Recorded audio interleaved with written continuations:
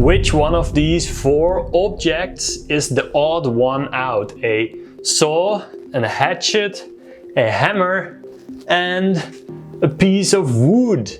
That's what they asked to a tribe. And the people in the tribe were not able to answer this question because they only think in concrete experiences. So they would say, we used the hatchet and the saw on this piece of wood to create something. And they had no underlying abstract concept of the fact that 3 of them are tools and 1 of them is just a piece of wood. In the book Range, it's explained why generalists triumph in a specialized world. As you might have noticed from my broad range of YouTube videos, I'm definitely a generalist, and I love to read this book because it just reaffirms that I'm not going into the wrong direction in life. So what do these abstract concepts have to do with being a generalist? Steve Jobs said that his calligraphy class had a massive impact on the design for the first Macintosh. He used these underlying principles that they use in calligraphy about how the human eye actually alters perception,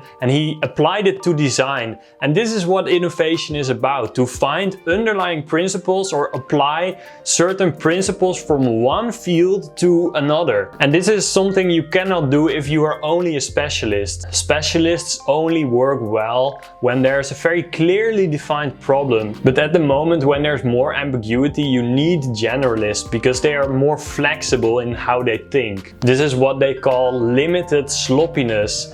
It means that you should be careful not to be too careful, because otherwise you will unconsciously limit your exploration. So to talk a bit more about these abstractions or concepts, when we compare the tribe people to the modern society, we see that the more modernist influence they had, the more they are able to think in labels and concepts. The book explains that education is learning principles, these abstract principles, and it moves us from utility spectacles or lenses, so what is practical, how can I use this in my daily life, to concept spectacles. So there's this underlying idea about what these different objects have in common. And what I found really interesting is that the key of abstract thoughts is to be able to move between different categories of objects. So first we take these and we say, okay, one of them is not a tool. But then we can look at a different lens and we can label them in a different way. And we can say, well, we can use both of these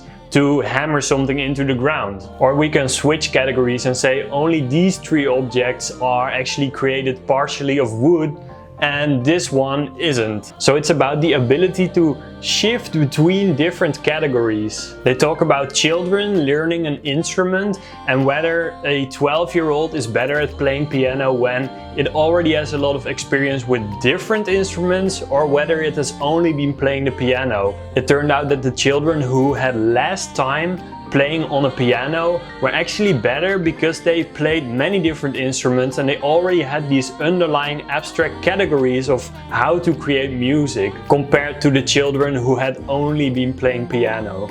And this is where innovation happens, by mixing these categories, by mixing these labels. They found that the best scientists are actually the ones that are, next to being a scientist, are also glass blowers, woodworkers, poets or musicians, because they found underlying principles that made them way more innovative.